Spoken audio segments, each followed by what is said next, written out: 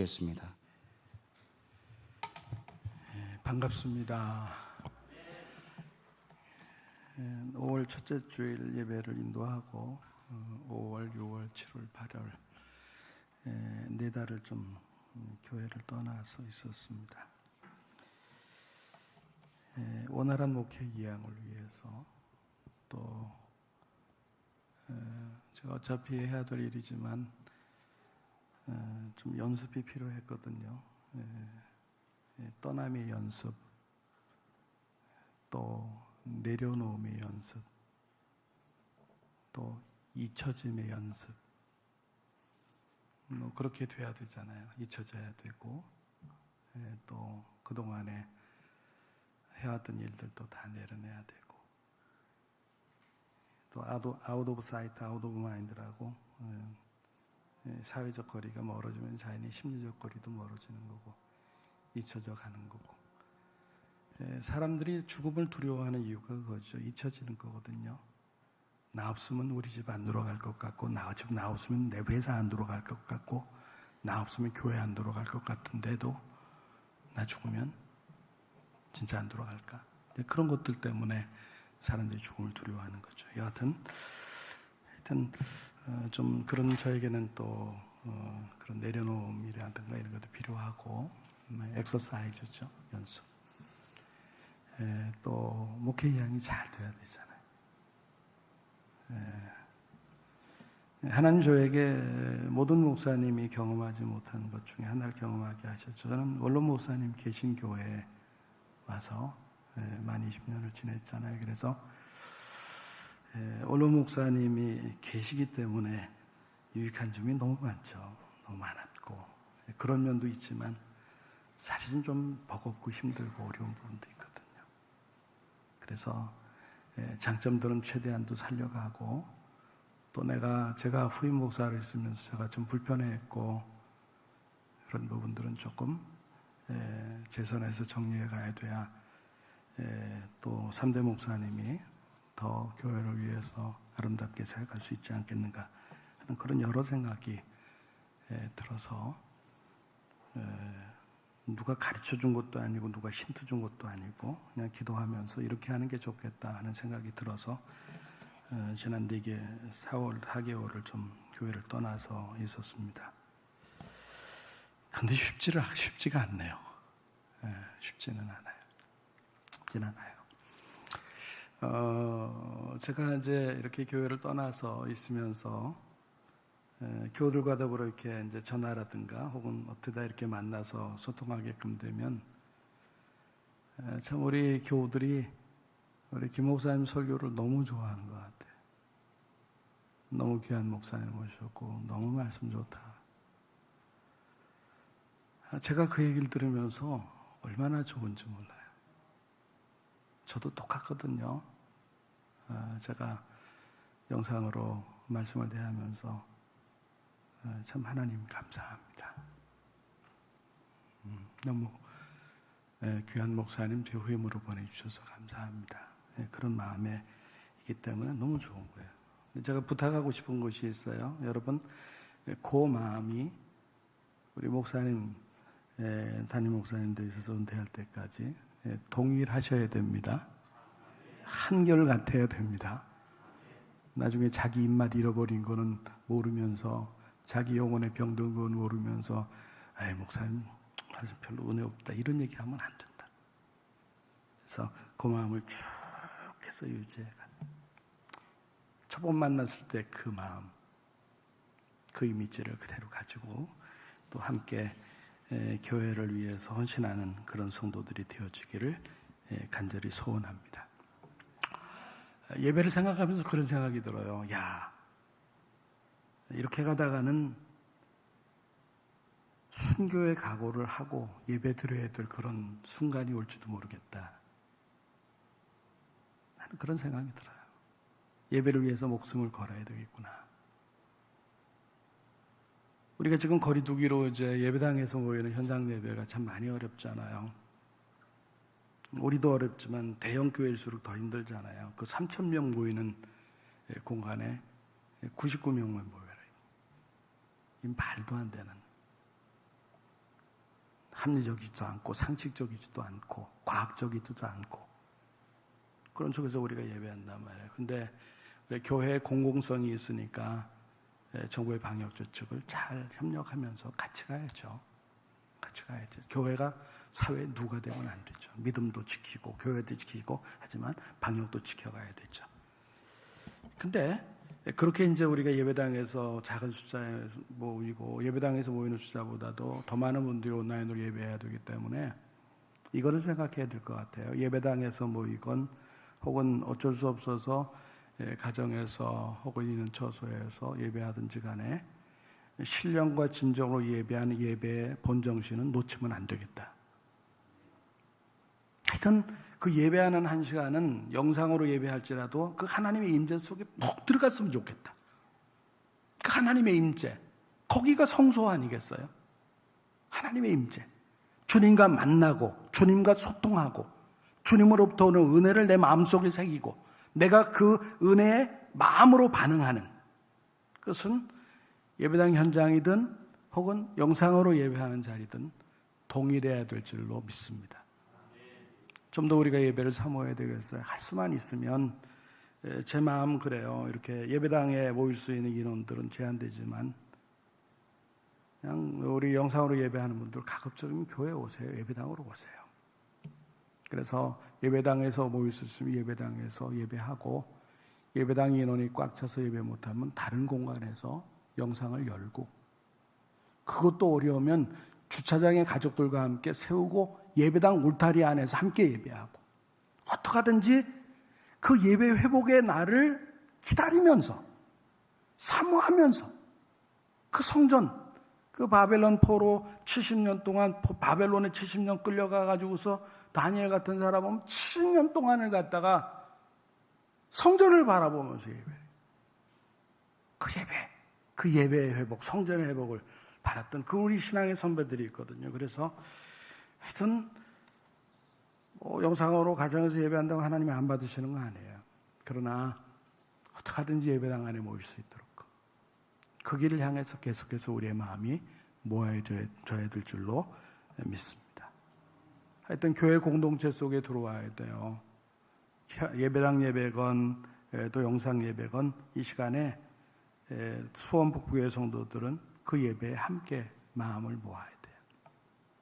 어떤 어려운 때지만 하나님의 은혜를 구하면서 우리가 교회 사랑하면서 서로 함께 협력하면서 예배를 살리고 교회를 살리는 우리 모두가 되어주기를 간절히 소원합니다. 오늘 말씀의 제목은 신실하신 하나님 나의 하나님 이런 제목이에요. 한번 제목 따라 하겠습니다. 신실하신 하나님 나의 하나님. 히브리 13장 8절 본문을 한번 같이 읽어보겠습니다. 히브리 13장 8절 시작. 예수 그리스도는 어제나 오늘이나 영원토록 동일하십니다. 아멘. 이 본문을 바꾸면 이렇게 바꿀 수 있겠죠. 하나님은 어제나 오늘이나 영원토록 동일하시다. 이 동일하다고 한 말은 변함없이 신실하다 그 말이거든요. 변함없이 성실하다. 변함없이 신실하다. 하나님은 어떤 하나님인가? 어제나 오늘이나 영원토록 변함이 없이 신실하신 하나님이다 하는 말씀입니다.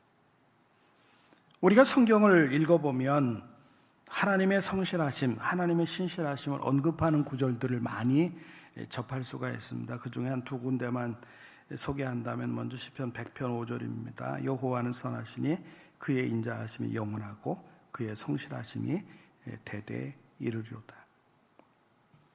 하나님은 대대로 지나간 과거에도 오늘에도 내일 미래에도 영원히 신실하신 분이다. 그 말씀이에요.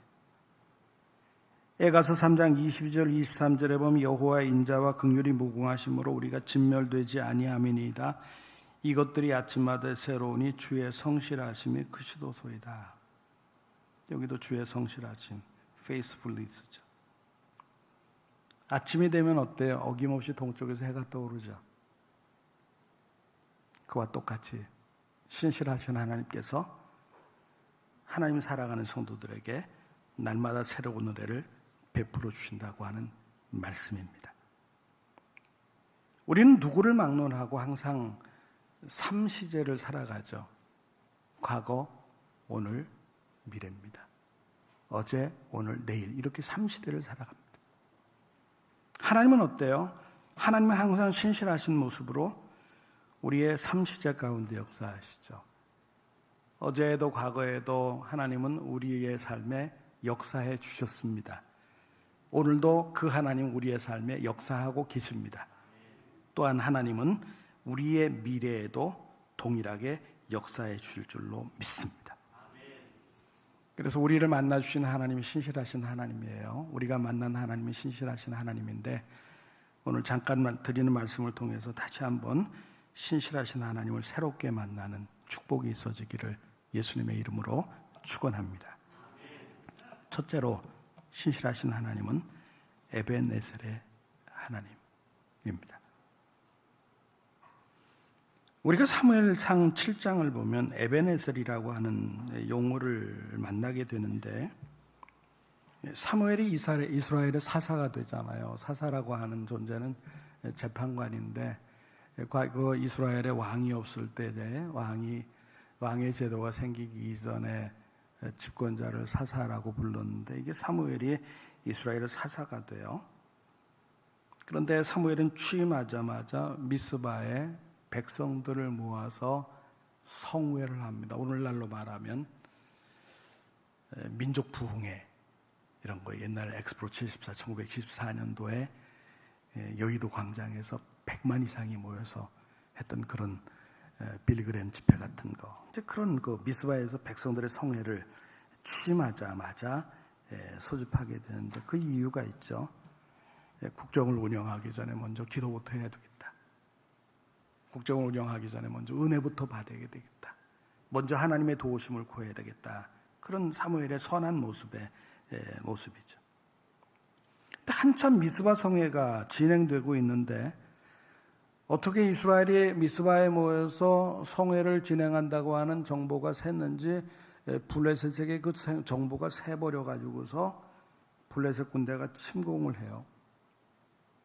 부흥회 하다가 기도회 하다가 성회 하다가 무방비 상태 속에서 블레셋의 침공을 받으니 얼마나 난감합니까?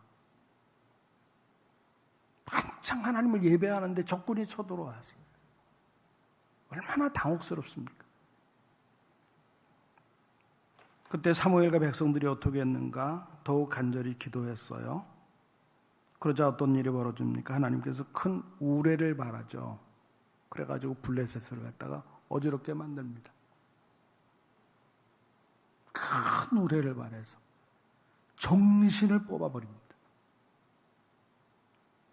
그 일을 통해서 하나님께서 이스라엘 백성에게 블레셋을 완전히 섬멸할 수 있도록 도와주셨죠.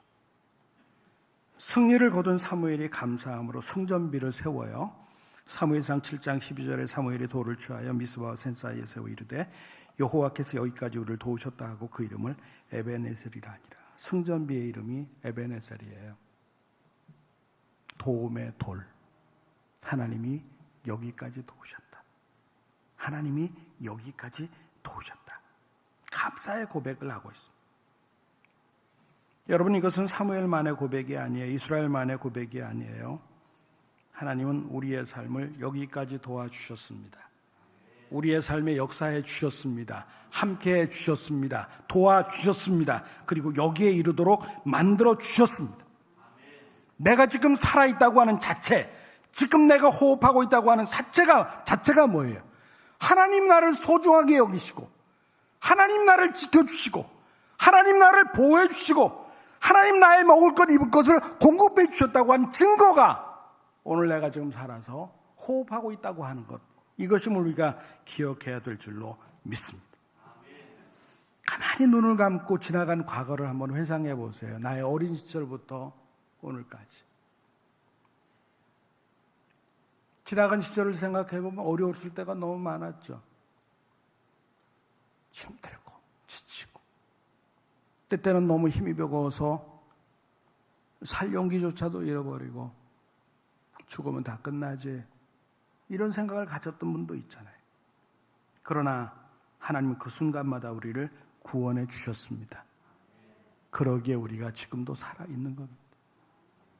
인생을 살면서 모자라다, 부족하다, 없다, 우리가 이런 얘기, 불평들을 많이 하고 살아갑니다.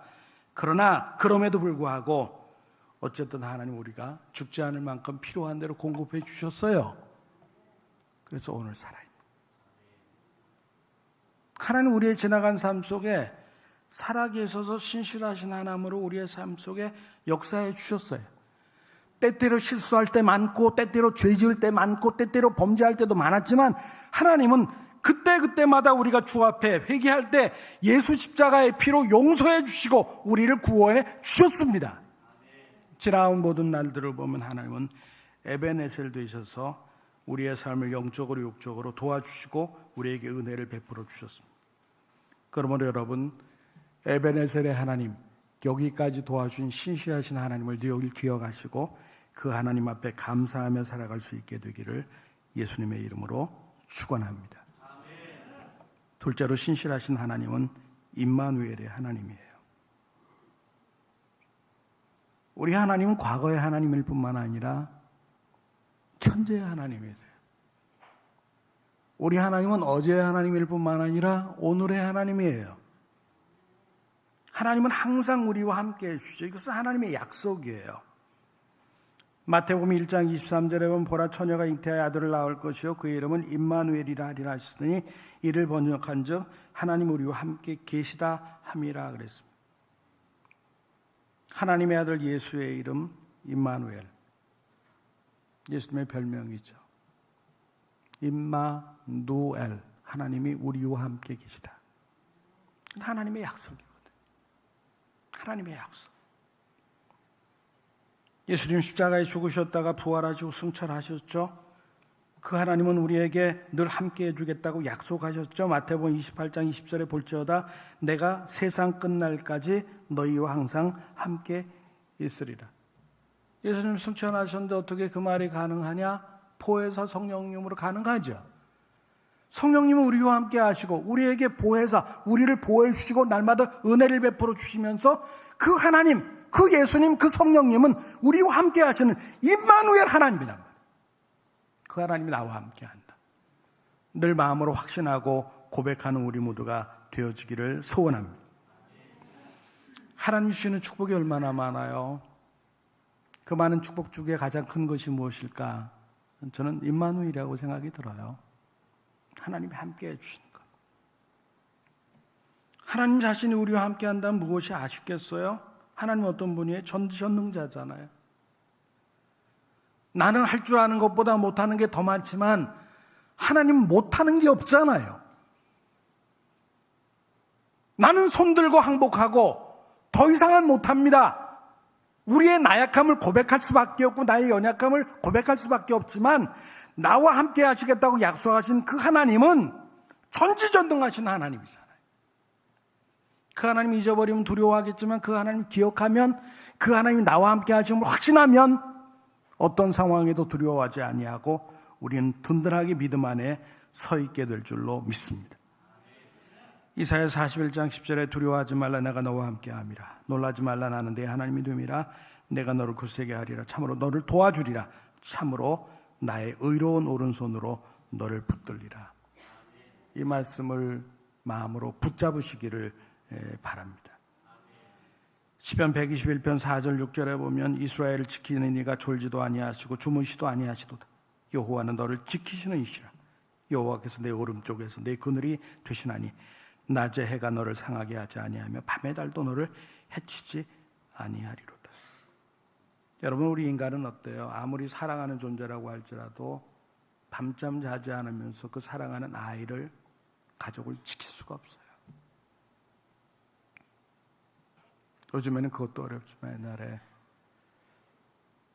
병원에서 환자와 함께 있을 때 어때요? 잠잘 땐 잠자야 되는 옆에 침상에서. 그것이 인간이에요. 우리예요. 하나님 어떤 분이에요? 졸지도 아니하고 주무시도 않는다. 우리를 지키신다. 바로 이 하나님, 임마누엘 하나님이, 신실하신 하나님이 나의 하나님, 우리의 하나님을 기억하고 그 하나님을 든든하게 붙잡으시기를 주의 이름으로 축원합니다. 세 번째 또 하나는 우리의 하나님, 신실하신 하나님은 여호와 이레의 하나님이죠.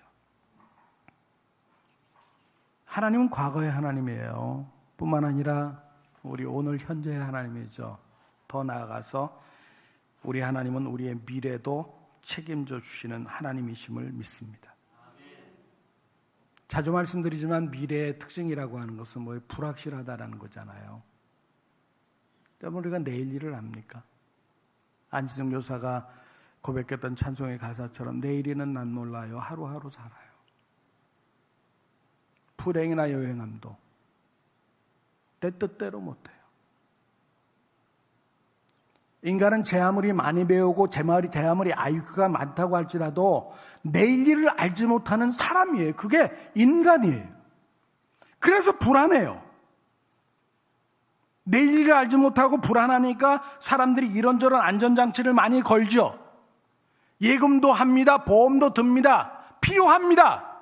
그러나 그런 것들이 우리를 지켜주는가? 우리의 미래를 책임져 주는가? 그것이 우리의 삶을 안전하게 완전하게 보장해 주는가? 아니죠. 불확실해요. 언제 어디서 무슨 일이 일어날지 아무도 몰라요. 그래서 그런지 모르겠어요. 역설적으로 돈 많은 사람들이 더 불안해하더라고요. 그 큰 권력을 가진 사람들이 더 불안해하더라고요. 왜 그런지 모르겠어요. 그렇게 많은 돈을 가지면서 왜 그렇게 두려워할까요? 그 엄청난 권력을 가지고 왜 두려워할까요? 그도 인간이기 때문에 그런 거죠. 여러분, 내일을 위한 유일하고도 완벽한 안전장치는 오직 하나님 한 분밖에는 없습니다. 그 어떤 것도 우리의 미래를 책임져 줄 수 있는 존재는 없습니다. 그러나 하나님 자신만이 우리의 미래를 책임져 주실 수 있음을 믿습니다. 그러므로 우리가 하나님을 향한 신앙을 분명히 가져요. 창세기 22장 1절 이하에 보면 우리가 잘 아는 사건 하나가 있죠. 아브라함이 이삭을 번제로 드린 사건이죠. 100세 얻은 아들을 하나님이 드리래요. 근데 아브라함은 드려요. 100세 얻은 아들 하나를, 그것도 제물로 잡아서 드리라고 그러는데 그거 드려요. 아침에 일찍 일어나서 보쯤 싸가지고 모리아산을 향해서 나가고,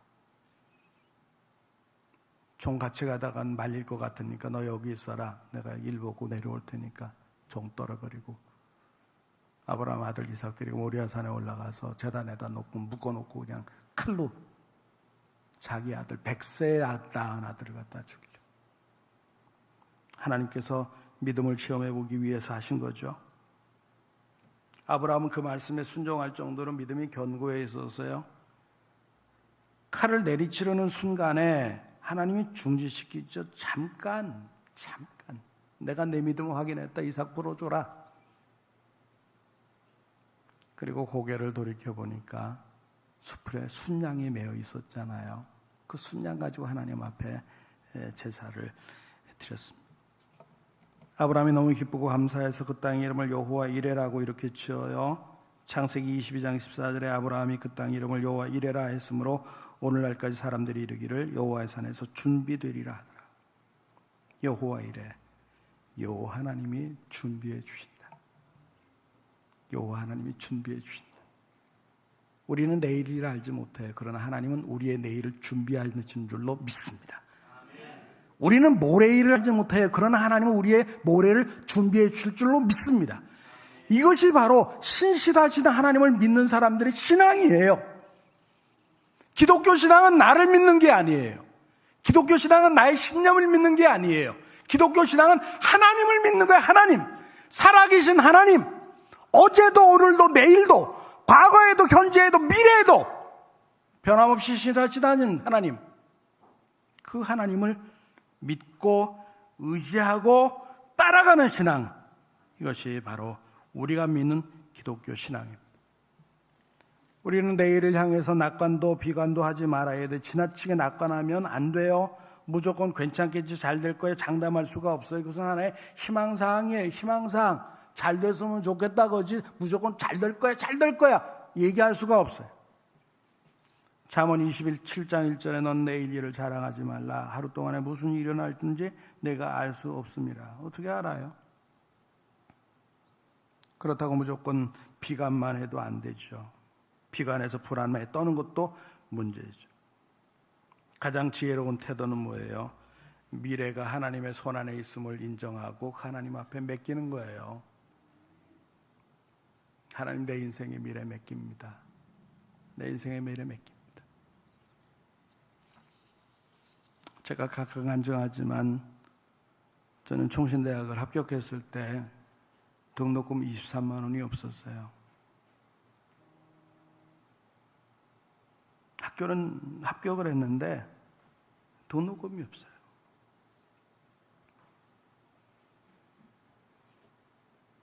그리고 여기까지 왔어요.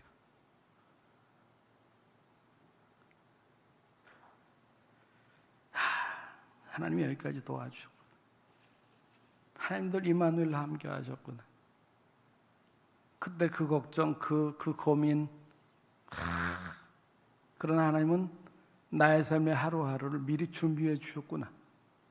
하나하나 인생을 돌이켜보면 신실하신 하나님, 나의 삶 속에 계속적으로 지나간 시간에도 오늘이라고 내일도, 그러기에 내일도 나의 삶에 신실하게 역사하시겠구나 하는 그런 믿음을 우리가 가질 수 있음을 믿습니다. 여러분, 하나님 꼭 붙잡으시기를 바랍니다. 하나님 꼭 붙잡으세요. 물론 내가 하나님 꼭 붙잡는 그 손이 얼마나 강하겠습니까? 그러나 하나님이 우리를 붙잡아 주시는 그 손은 더 강한 손, 능력의 손임을 믿습니다. 말씀 마치겠습니다. 하나님은 에베네셀의 하나님이죠. 여기까지 우리 인생을 도와주셨어요. 그 하나님 임마누엘로 오늘 이 시간 우리와 함께 하셔요. 그리고 영원토록 함께 하셔요. 그리고 하나님 여호와 이레 하나님으로 우리의 미래, 우리의 내일도 분명히 보살펴 주실 줄로 믿습니다. 그러므로 데살로니가 전서 5장 16절에서 18절을 말씀하는 대로 항상 기뻐해라. 쉬지 말고 기도해라. 범사에 감사해라. 이 말씀 우리가 마음판에 새기면서 그렇게 살아가면 하나님 우리의 생에 승리의 인생을 만들어 주실 줄로